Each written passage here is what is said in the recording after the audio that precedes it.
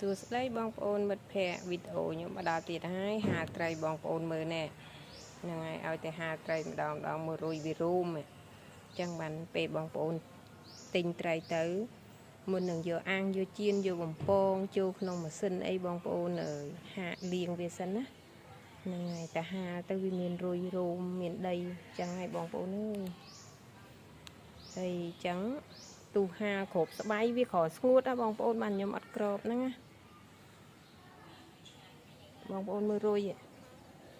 តែយើងមុនយកវាទៅអាំងទៅបំពងទៅចៀនអីបងប្អូនលាងទឹកវាចេញសិនទៅ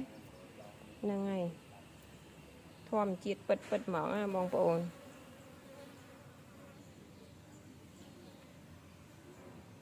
ចង់ញ៉ាំត្រីទូចថ្ងៃហ្នឹងបងប្អូនកំងបានណាត្រីទូចដោយត្រីធំក៏ដោយ